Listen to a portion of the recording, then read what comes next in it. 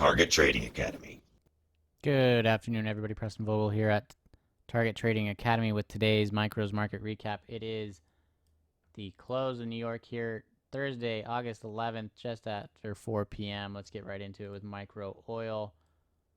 We opened well above the close from yesterday, and had some initial buying. Pretty choppy.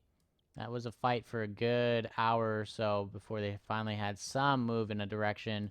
In this case, back towards that range, hit that HVA and struggled a bit, but finally buyers took charge and not only brought it up higher, but carried that momentum after hitting this resistance and just exploded, finally hitting that HVA above us, that edge, and giving once, twice, 3 times, 4 times a run for its money. But ultimately, we are closing net up for today in oil. As far as gold goes, we opened not below, but pretty much at that close and open. Had some selling that brought us below it, and they just were having a tough time breaking away from this area. And you can see that first time, second time, third time finally was a charm for them to break away, and they had a little bit of a burst of volatility, and they got stuffed right at that edge, and they got right back up to the other edge, and they got stuffed again in the afternoon after the market was closed.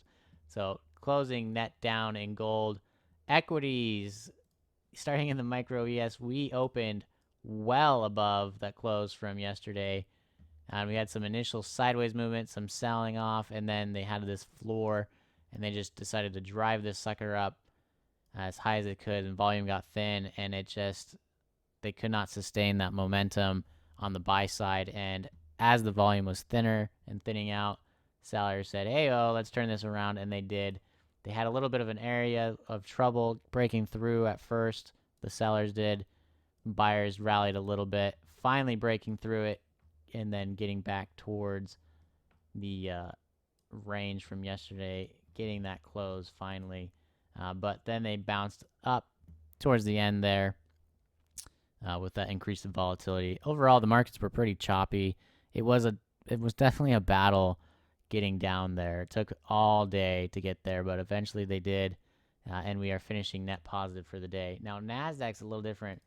They wanted to go there, it seems, almost immediately after they had that failure to go any higher. They didn't really have much resistance on the way down like we saw in the ES and the Dow for that matter. But they also had some pretty much sideways action at the open, some selling off, a little bit of a fake out for them to go back to that range.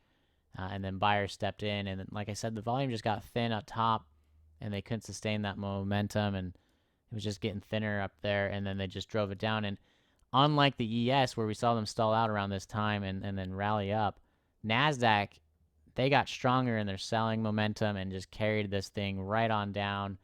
And then they stalled out for even longer period than the ES did as it was fighting its way down. But during that time, they did make some new moves. And eventually, as the ES finally broke down even further, NASDAQ decided to make some new lows for the day as well, ultimately closing below its close from yesterday, unlike the ES where it closed above it. So you can see it was a little bit of a mixed opinion on where they wanted to drive the markets. And this is exactly why you don't base one market off the other.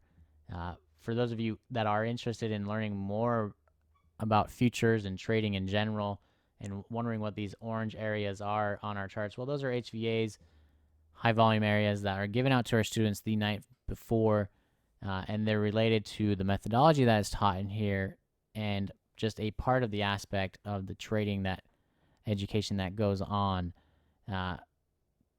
Granted, there's a lot more trades to learn than just the ones that are based off of those areas, but it is the starting point for everybody as they enter into our classrooms. If you are interested in learning more about these areas and how you can get them onto your charts, or about trading futures in general, remember to feel free to reach out to us. Go to our website at targettrading.co, or go to Facebook and find our Facebook page there.